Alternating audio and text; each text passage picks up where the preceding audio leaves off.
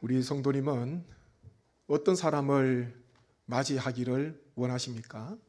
어떤 사람하고 함께 거하기를 원하십니까? 잠언 19장 14절에 보니까 이렇게 말씀하고 있습니다. 집과 재물은 조상에게서 상속하거니와 슬기로운 아내는 여호와께로서 말미암느니라. 한번 제가 같이 한번 더 읽겠습니다. 집과 재물은 조상에게서 상속하거니와 슬기로운 아내는 여호와께로서 말미암느니라. 아멘. 집과 재물은 조상이 줄 수도 있고 또 조상이 후손들에게 물려주기도 합니다. 조상들에게 받을 수 있는 거지요. 그런데 보니까 슬기로운 아내, 지혜로운 아내는 여호와께서 허락하신다, 그렇게 말씀하고 있습니다. 슬기로운 아내의 출발이 어디냐 보니까 여호와다, 하나님이다, 그렇게 말씀하는데, 지혜로운 한 사람, 참 그 힘이 얼마나 강한지 모릅니다. 가세가 다 기울어 가는데 슬기로운 아내, 지혜로운 아내 한 사람, 그 가정에 오면서요, 세월이 갈수록 가정이 살아나는 거예요. 눈앞에 당장 보이지 않지만은 인생을 살고 난 뒤에 되돌아보니까 참 할머니 한 분이, 참 그분이 오셔서 가정이 이렇게 세워졌다. 가정이 다 흐트러졌는데 어머니 한 분 오셔서 이렇게 가정이 하나님의 은혜로 다시 세워졌다. 그런 고백들이 많지 않습니까? 다른 것으로 되는 게 아니에요. 성경에 보십시오. 지혜로운 한 사람이 얼마나 큰 일을 감당합니까? 가정을 살리더라고요. 공동체를 세우고요, 교회도 하나님께서 새롭게 해주십니다.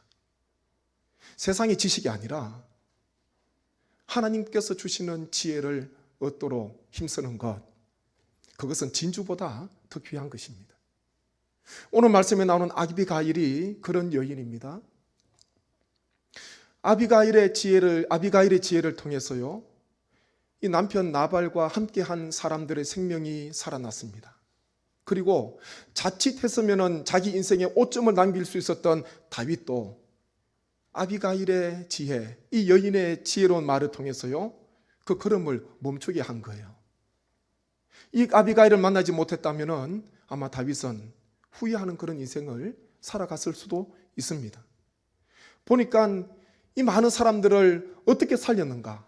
큰 군대도 아닙니다. 많은 재물도 아니었습니다. 높은 학식도 아니었습니다.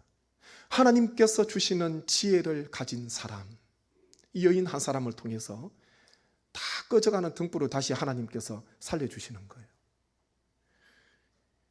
다윗이 나중에 아비가일에게 이렇게 칭찬을 합니다. 한번 보십시오. 32절, 33절 말씀입니다. 다윗이 아비가일에게 이르되 오늘 너를 보내어 나를 영접하게 하신 이스라엘의 하나님 여호와를 찬송할지로다. 또 내 지혜를 칭찬할지며 또 내게 복이 있을지로다. 오늘 내가 피를 흘릴 것과 친히 복수하는 것을 내가 막았느니라. 이런 칭찬을 했습니다. 아비가일의 지혜를 보면서 혹 자칫해서 잘못했으면 피를 흘릴 수도 있었고 분노를 가지고 복수할 수도 있었는데, 다윗은 어떻게 고백합니까? 너의 지혜가 나의 걸음을 막았다는 거예요. 그러면서 많은 사람들의 생명을 해하지 않는, 구하는 그런 좋은 결과를 가지고 왔습니다. 오늘 이 시간 하나님께서 아비가일에게 주신 지혜가 무엇인가? 한번 아비가일의 지혜 속으로 한번 잠시 들어가 보면 좋을 것 같습니다. 먼저요, 아비가일의 지혜는 행동하는 지혜였습니다. 한 곳에 머물러 있는 지혜가 아니라, 그냥 머릿속에 갇혀있는 지혜가 아니라 움직이는 지혜였습니다. 삶의 영향력을 주는, 행동하도록 하는 그런 지혜입니다. 이 남편 나발은 심히 부유한 사람이었습니다. 가축이 심히 많이 있었습니다. 하루는 양털 깎는다는 소식을 듣고 다윗이 소년들을 보냅니다. 양털 깎는 나발에게 다윗이 보냈습니다. 그것은 혹시 그 기쁜 날에, 즐거운 날에 뭔가를 얻을 수 있을까 해서, 양식이라도 얻을 수 있을까 해서 나발에게 사람들을 보냈습니다. 그런데요, 나발은 자기를 찾아온 다윗이 보낸 그 사람들을 문전박대합니다. 그리고 심한 모욕감을 주면서 그냥 돌려보냈습니다. 나는 다윗이 누군지 모른다. 요즘 떠돌아다니는 사람들이 많이 있다는데 나는 이새의 아들 다윗이 누군지 도무지 모르겠다. 그런 말을 하면서 모욕감을 주면서 그냥 돌려보냈습니다. 다윗이 아무 연고 없는 곳에 소년들을 보낸 게 아닙니다. 모르는 곳에 보낸 게 아니에요. 이미 전에 나발의 양떼를 이 다윗의 사람들이 보호해 주었습니다. 지켜 주었고요. 함께 하면서 말씀에 보면요. 담이 되어 주었다. 그렇게 말씀합니다. 담이 있으면 얼마나 안전합니까? 담이 되도록 그렇게 지켜 준 거예요. 그렇게 해서 나발의 양, 짐승 한 마리도 가축 한 마리도 잃지 않는 그런 좋은 결과가 있었습니다. 들에 있었을 때에 다윗이 함께하는 사람들이 지켜줬다는 거예요. 그거 생각하고 이 다윗은 나발에게 양털 깎는 그 추수하는 수확하는 가장 기쁜 날 아닙니까? 1년 계절 중에서 추수의 기쁨. 몸이 피곤해도요, 추수하면은 힘이 솟는 거예요. 기쁨이 충만합니다. 그 좋은 날에 사람들을 보냈는데 나발은 그 선을 오히려 악으로 대하는 그 모습. 다윗은 그 모습 보면서 마음에 분노가 일어납니다. 그리고요, 사람들에게 칼을 차라. 그리고 400명을 데리고 지금 나발을 치기 위해서, 나발에게 속한 사람들을 치기 위해서 내려가는 그런 중입니다. 그 소식을 아비가일이 듣게 됩니다. 하인들 중에 한 사람이 아비가일에게, 나발의 아내에게 자초지종을 다 설명하였습니다. 모든 일을 다 알게 된 아비가일이 어떻게 합니까? 가장 먼저 했던 행동은요, 사무엘상 25장 18절 앞에 보면 이렇게 기록합니다. 아비가일이 급히 떡 200덩이와 포도주 2 가죽 부대와 여러 음식들을 준비했습니다. 급히 준비했다. 서둘러서 준비했다. 그렇게 말씀합니다. 그리고요, 이 소년들에게 시켜서 나귀 위에 싣고 지금 분노에 차서 내려오고 있는, 칼을 찬 사람들과 함께 내려오고 있는 다윗에게로 먼저 보냅니다. 음식들을 먼저 보냈어요. 그리고 자신은 뒤에 가리라. 그렇게 생각을 합니다. 민첩한 행동입니다. 지금 내가 무엇을 준비해야 될 것인가?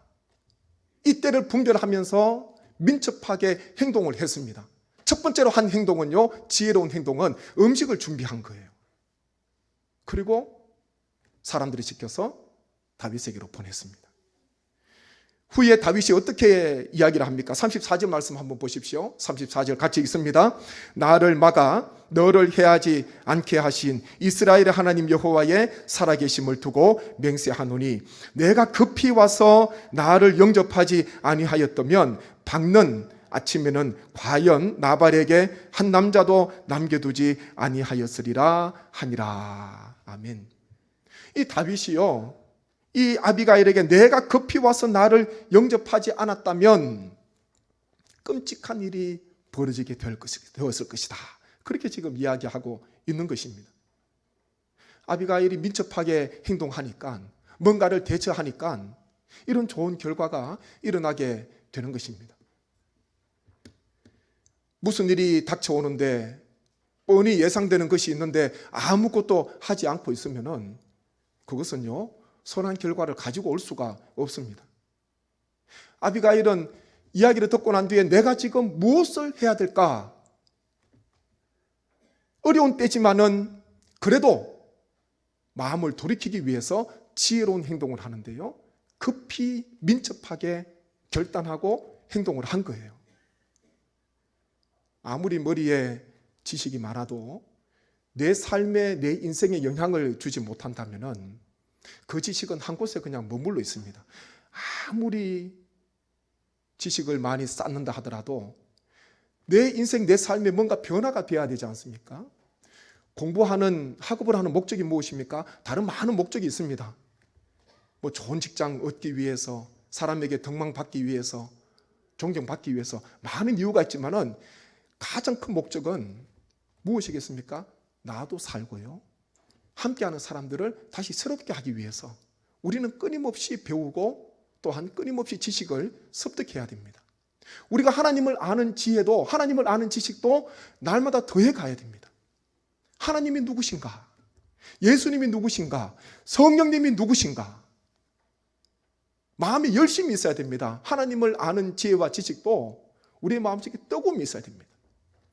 10년 전보다 지금이 하나님을 내가 부족하지만 더 많이 알게 되었느라고, 나에게 역사하신 하나님은 이런 분이시라고 고백해야 됩니다.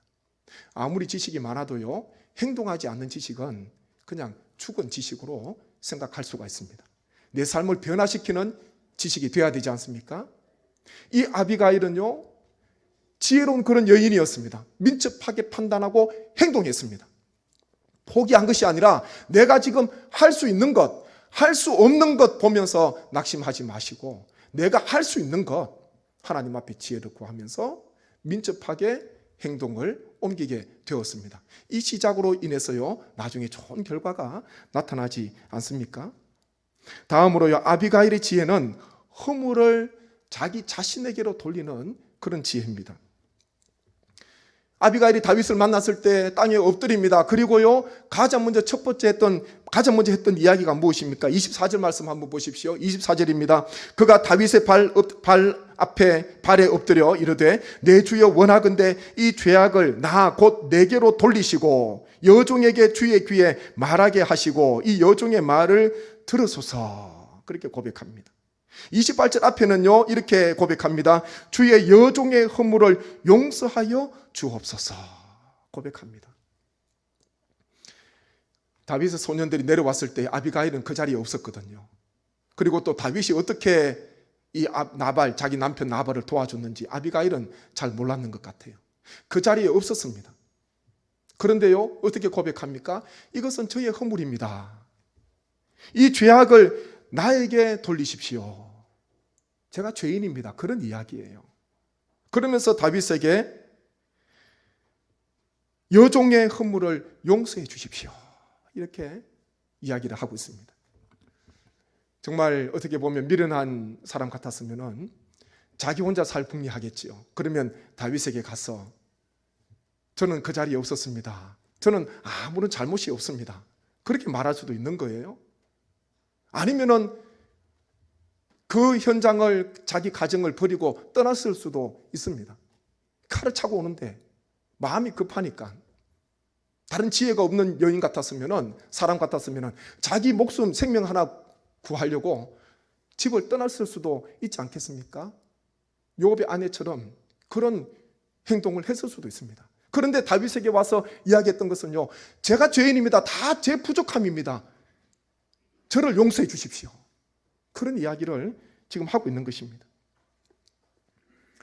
하나님께 지원받은 첫사람 아담과 하와 보십시오. 하나님께서 왜 내가 먹지 말라고 한 그 나무의 열매를 따먹었느냐? 하나님께서 물으셨을 때 뭐라고 이야기를 합니까? 아담은요, 이렇게 이야기합니다. 하나님께서 지으신 여자, 그가 내게 주어서 제가 먹었습니다. 하나님께서 보내신, 창조하신 그 여자, 저에게 보내신 그 여자 때문에 제가 먹었습니다. 그런 이야기를 하지 않습니까? 여자에게, 하와에게 묻습니다. 왜 먹었냐? 그러니까요, 뱀이 나를 꿰어서 먹었습니다. 어떤 이야기입니까? 아담과 하와, 나는 아무런 잘못이 없다는 거예요. 아담은 이 여인 때문에, 하나님께서 창조하신, 저에게 보내신 이 하와 때문에, 여자 때문에 제가 죄를 지었습니다. 하와는요, 뱀 때문에, 저는 먹을 생각이 없었는데 뱀이 저를 유혹해서 뱀 때문에 제가 먹게 되었습니다. 아담과 하와는 아무런 잘못이 없는 것처럼 그렇게 고백을, 이야기를 하고 있습니다.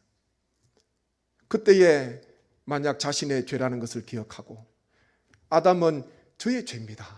하와도 저의 잘못입니다. 저를 용서해 주십시오.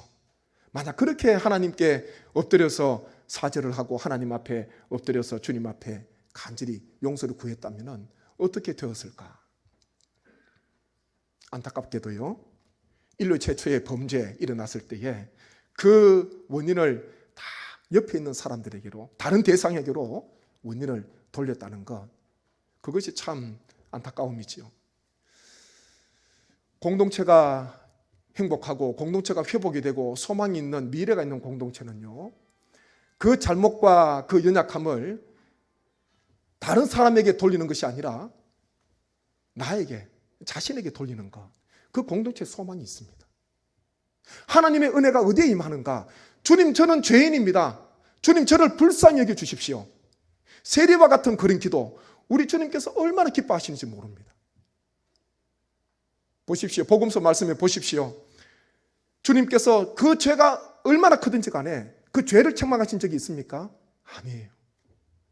아무리 극악무도한 죄인이라도, 우편에 있는 강도라도, 행악자라도 주님께서는요, 진심으로 회개하는 그 사람에게는 주님께서 은혜를 베풀어 주십니다. 초대교회 오순절 베드로가 설교했을 때에, 성령 충만한 가운데 설교했을 때에 그날의 신도의 수가 3,000이나 더했다. 사도행전 2장에는 그렇게 기록을 하고 있습니다. 그 해에 신도의 수가 3,000명이 더했다는 거예요. 한날에 사도 베드로의 오순절 설교를 듣고 놀라운 역사지 않습니까? 3,000명이 돌아온 거예요. 어떻게 그런 역사가 있었나? 베드로가요, 말씀을 전합니다. 복음을 전합니다. 십자가에 넣어주고 십자가에 못 박은 자들이 바로 당신들입니다. 그런 메시지를 전했을 때에 거기에 있던 모든 사람들이 한결같이 이런 고백을 하지 않습니까? 사도행전 2장 37절 말씀 한번 보십시오.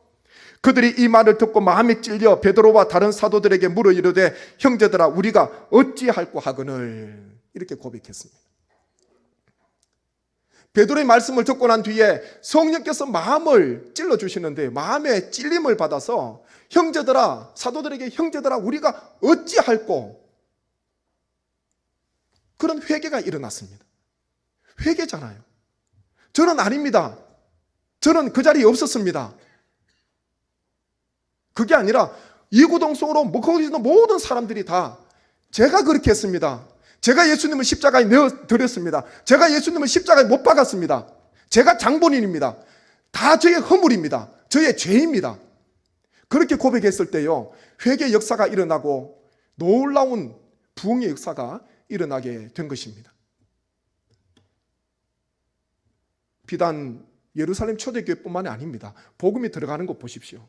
그 공동체가 살아나고 그리고 복음의 폭발적인 역사가 일어났을 때 시작이 뭐냐? 무조건 회개입니다. 회개 없이요 일어나지를 못했습니다. 거슬러 올라가면은 회개가 있었어요.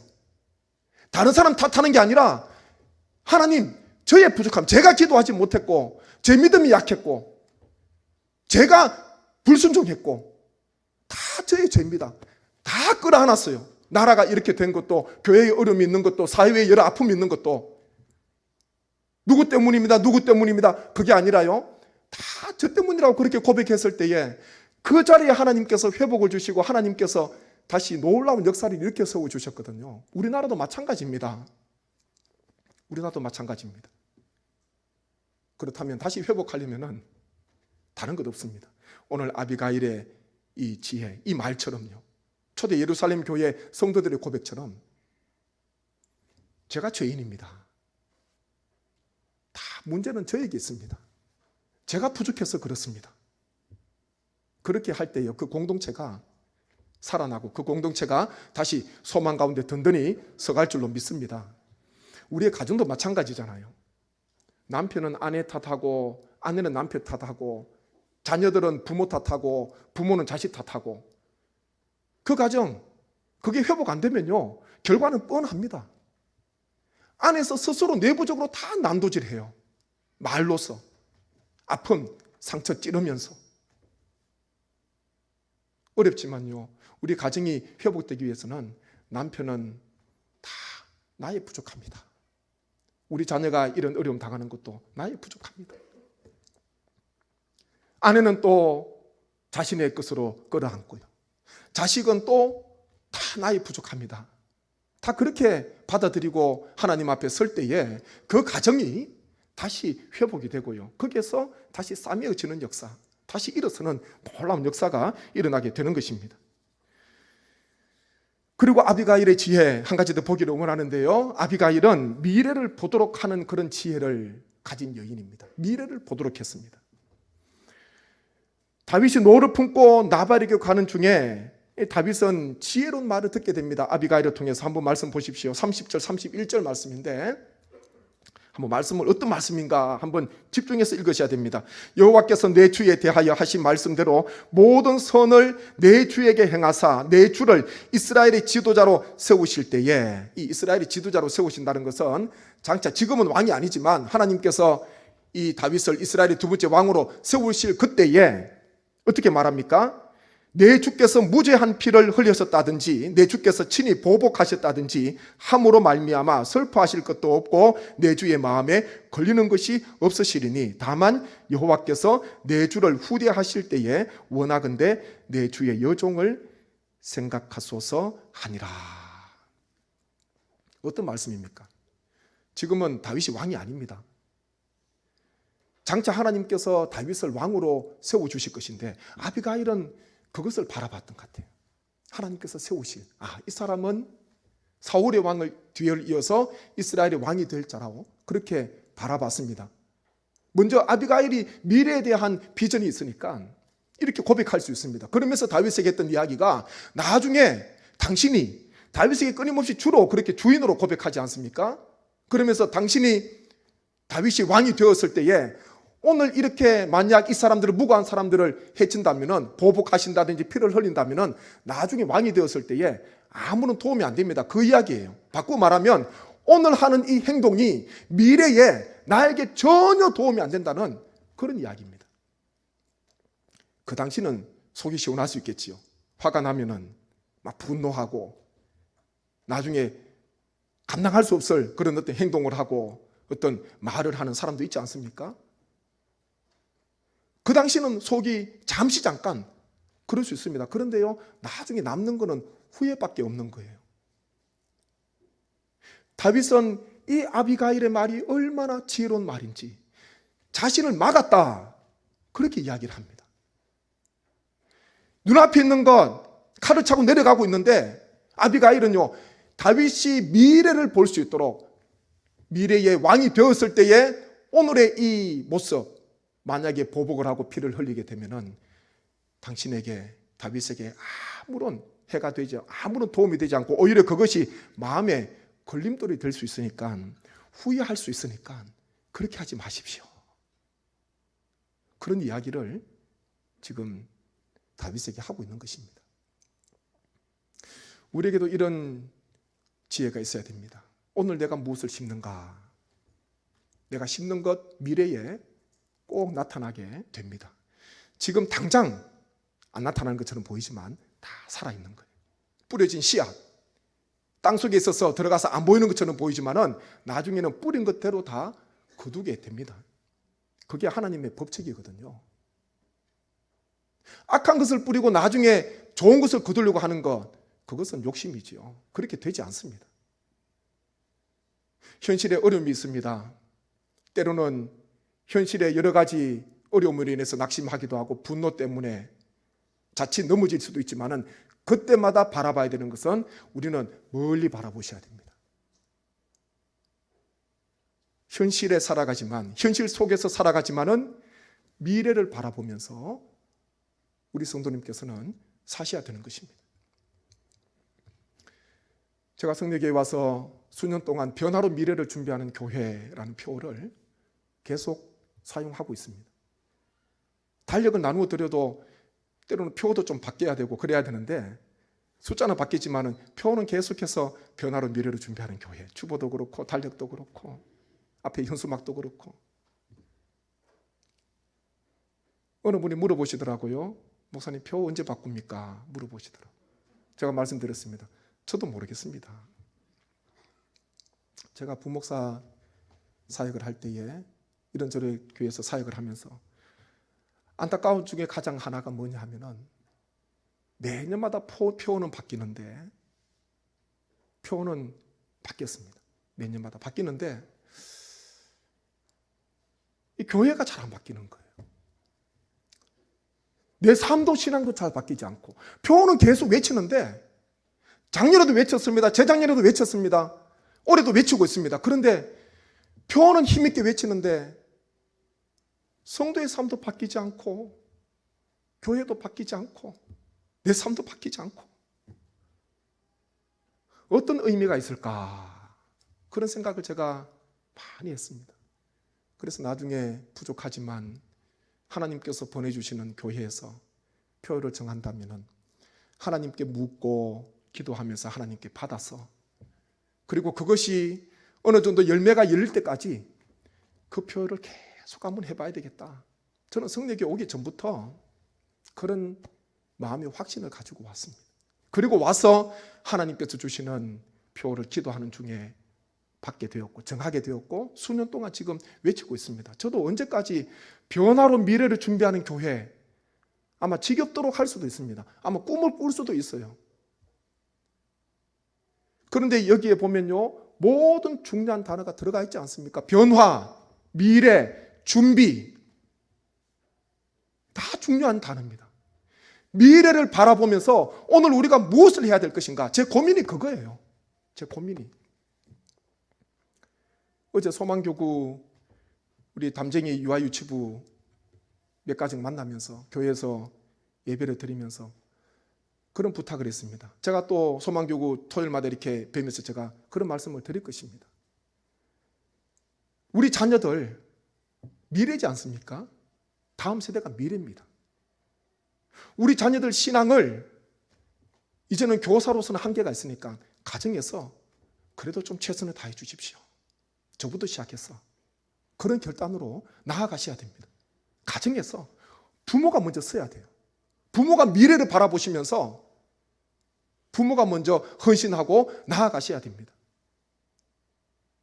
미래를 바라보면서 오늘 내가 무엇을 준비해야 될 것인가?